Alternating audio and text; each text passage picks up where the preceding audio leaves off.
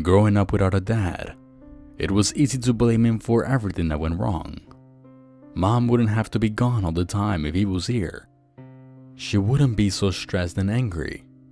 I would have done better in school if someone helped me with my homework.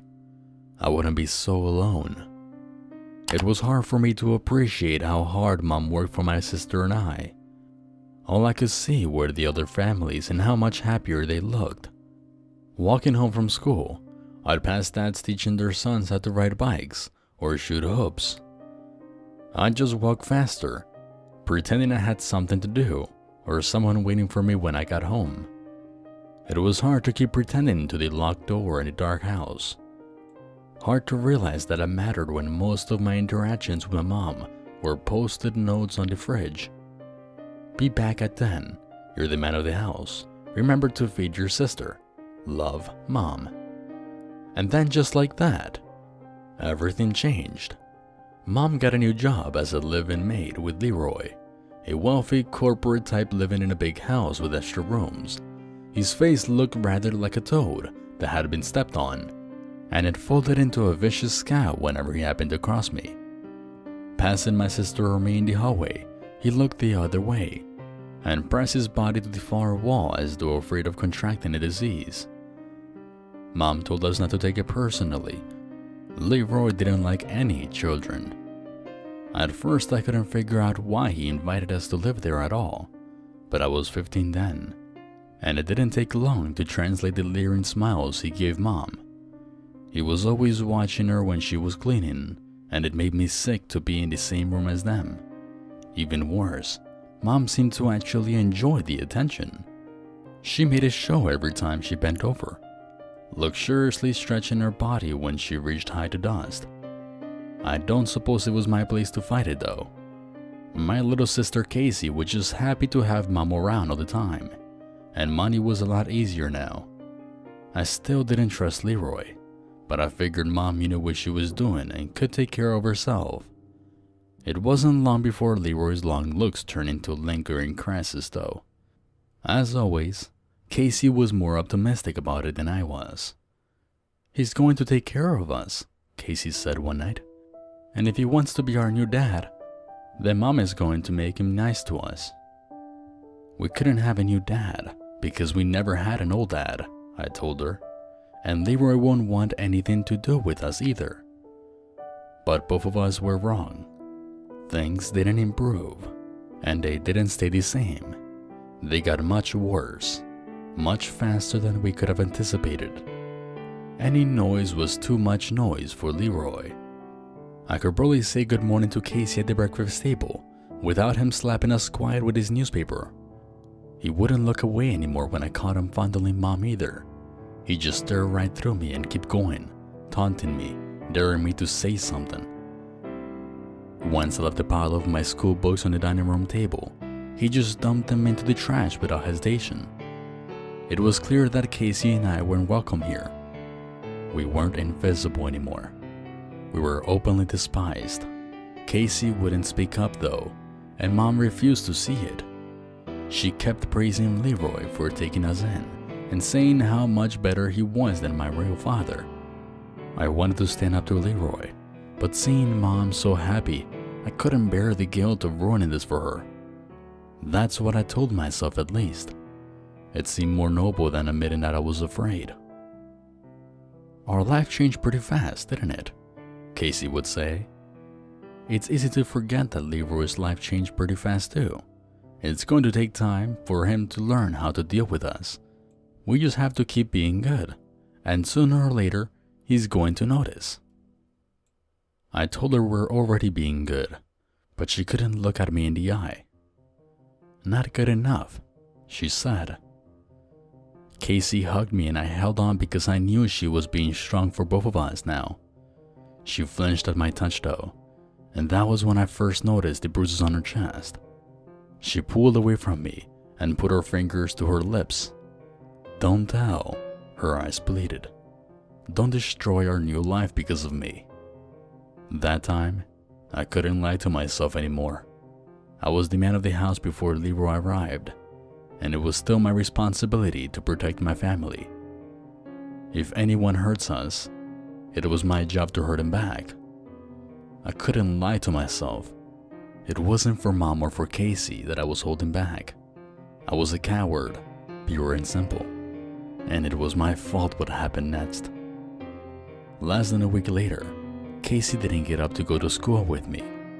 When I got home, I found her dead in her room, clothing torn, black and purple bruises around her neck. Her hair was frayed as though she was dragged across the floor, cuts and abrasions all around her little body. The only thing that didn't look spoiled was her pure white hands. She hadn't fought back. She stayed good, even with that monster's hands around her neck. And still, I was afraid, more than ever now. I wanted to storm down his office and break open the door. I wanted to gut the bastard, to scream at him for every silent suffering we took in stride. I wanted to let him bleed out on the floor, take his money, and run somewhere I could protect Mom. But I couldn't stop thinking about what he did to Casey, or what it must have felt like to be bludgeoned and dragged, choked and killed. I wasn't as brave as she was. I went to Mom instead. Even if we didn't get revenge, we could still get out. Mom didn't answer when I knocked, but I heard her crying inside. My hand froze on the doorknob, terrified that he was with her now. I forced myself to open the door anyway. Thank God, she was alone, sitting on the bed, looking up at me as I entered. You already know. It was a statement, not a question. Mom nodded, stifling back sobs. I'm so sorry. It's not your fault, I sat on the floor in front of her, pressing my face against her legs. It's his fault. He did this to us. You're right, she said, breathing easier now. His fault. But it's not too late for us. We're going to go away now, right? We're going to be good. We'll start a new life. She hugged me close, her hands running through my hair. We have gotten away. This is our new life. Even though it was your father's fault for leaving me with 2 kids, it's going to be okay. I am free now. Dad, I was talking about Leroy, I began, but I couldn't get the words out anymore. She was holding me even tighter. I tried to break free, but her hands ran down my face to latch around my neck. I had to kill her, don't you see? Mom's words bubbled out with hysterical insistence. I had to fix your father's mistake. This is the only way Leroy would marry me. I could never force him to raise another man's children.